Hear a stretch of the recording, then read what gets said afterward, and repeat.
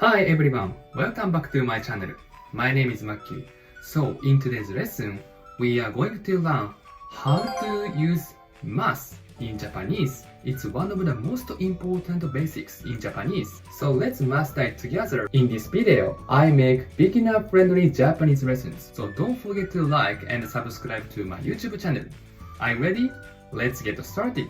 Masu is an important component of Japanese language, especially in verb conjugation and polite expressions. Previously, I made a video about how to pronounce the Japanese alphabet order. Knowing the order helps you look up words quickly, recognize patterns in vocabulary, and most importantly, master verb conjugation with ease. It can also be used to describe habits or future actions. Let's take a look at how to use masu.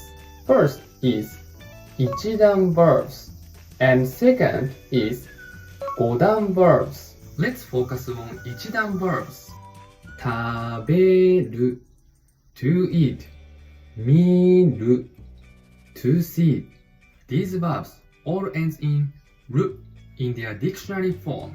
When you attach masu to them, simply remove ru and add masu. Let's look at some example sentences.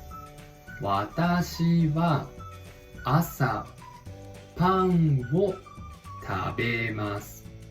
私はこれから友達とお昼を食べます。Next, let's take a look at Godan verbs. Here's some examples of Godan verbs. 飲む to drink, 買う to buy. All these verbs end with a sound in the root of the Japanese alphabet order. Now let's explain how to change them into the masu form. Change the final sound, the u row, into the i row and add masu. For example, 飲む to drink. The i row syllable of ma is mi, so it becomes 飲みます. Next, 買う to buy. The i row syllable of a is i, so it becomes 買います. Let's look at some example sentences. 私は朝コーヒーを飲みます。And 私は今夜友達とお酒を飲みます。Finally, let's review today's lesson. Today, we learned Ichidan verbs and Godan verbs. All Ichidan verbs end with ru.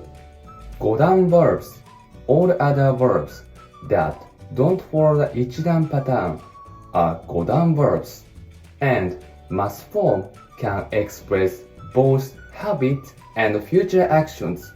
That's all for today's lesson. Thank you so much for watching. So see you next time. Bye bye.